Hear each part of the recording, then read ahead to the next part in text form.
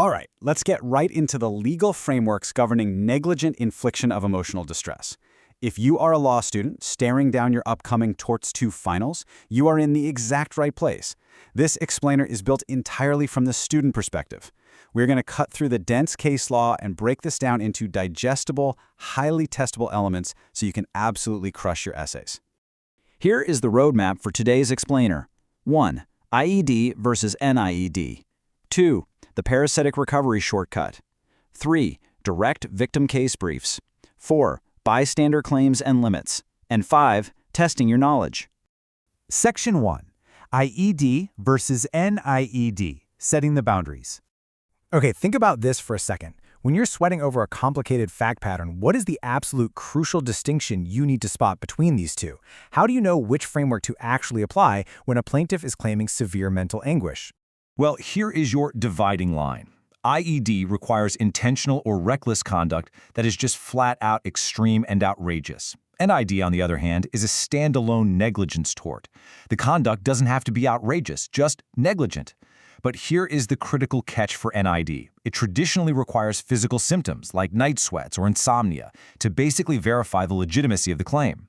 Courts are terrified of fraudulent emotional distress claims, so when the conduct is merely negligent, they demand physical proof. Moving to Section 2, the parasitic recovery shortcut, bootstrapping damages. Before we get into the weeds of standalone NIED claims, let's talk about an exam life hack, the concept of bootstrapping. If the plaintiff has already suffered personal injury or property damage because of the defendant's negligence, you use the parasitic recovery shortcut. You literally don't even need to argue a separate NIED claim. You just claim emotional distress as a component of the damages within that underlying tort. We're talking standard medical malpractice or a car crash. Keep a close eye out for this on your exams, guys, because it is a massive time saver. Section 3. Direct victim case briefs. Bruckner and Frogley. Let's look at direct victim claims, where the plaintiff is the immediate target of the negligent harm. We'll anchor this with two major cases. First is Bruckner versus Norwich University. The issue here, whether an incoming freshman, who actually happened to be a military veteran on scholarship, could recover for NIED after severe hazing by upperclassmen. He was slammed in the walls and physically struck, which tragically led to PTSD and major depressive disorder.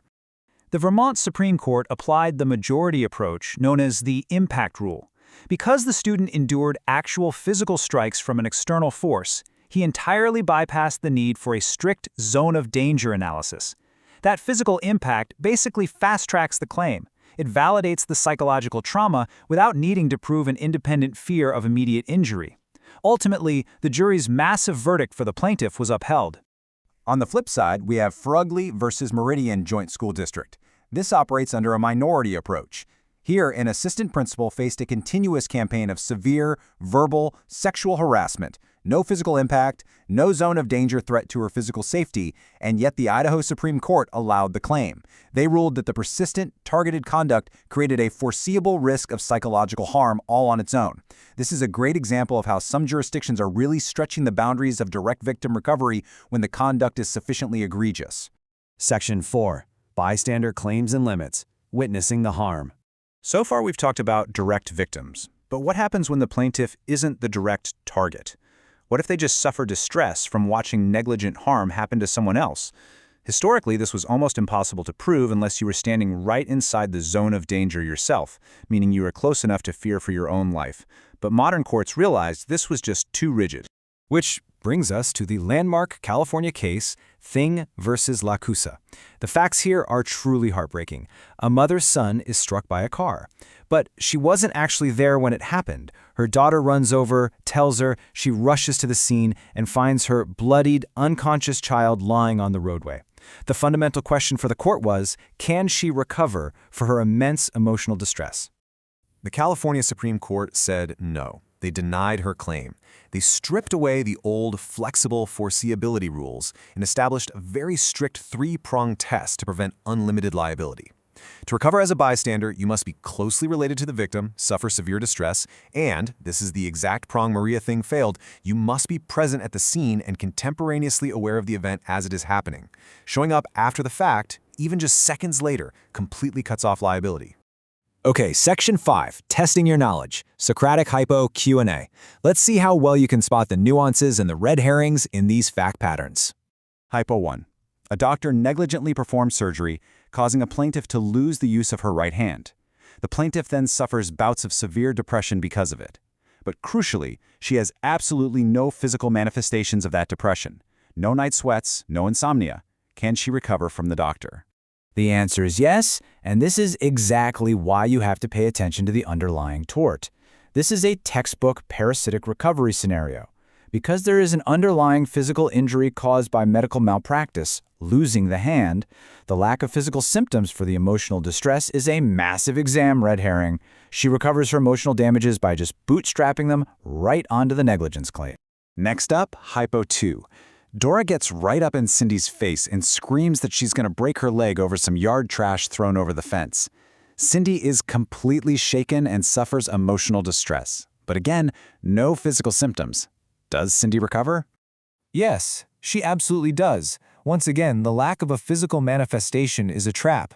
Dora's conduct here isn't negligent, it's intentional. That triggers an IIED or assault framework.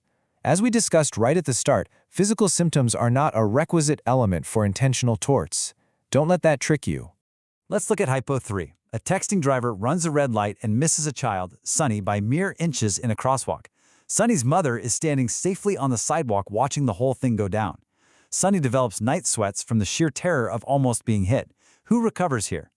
Actually, they both have a path to recovery, but under totally different frameworks. Sunny recovers as a direct victim under the modern zone of danger test. He faced an immediate threat of physical peril, feared for his safety, and verified it with a physical symptom, the night sweats. His mother, however, recovers as a bystander. If we apply the thing versus lost shoes of prongs, she has the close relationship, and she contemporaneously witnessed the near miss of her son exactly as it happened. Finally, Hypo 4. Cook negligently shoots his friend Vic in the leg during a reckless game of Russian roulette.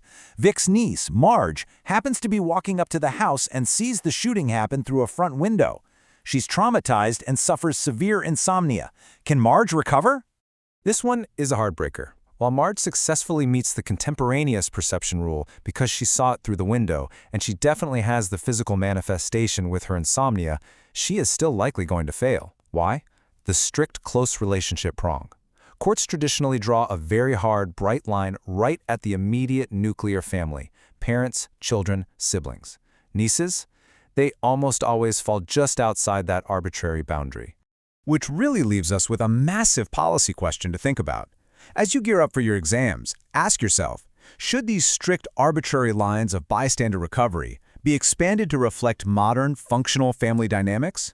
Or are these bright lines absolutely necessary to prevent a flood of unlimited liability that would just bankrupt defendants and insurers everywhere? Think deeply about the policy behind these rules, and I promise you, you'll crush your final. Thanks for joining this explainer.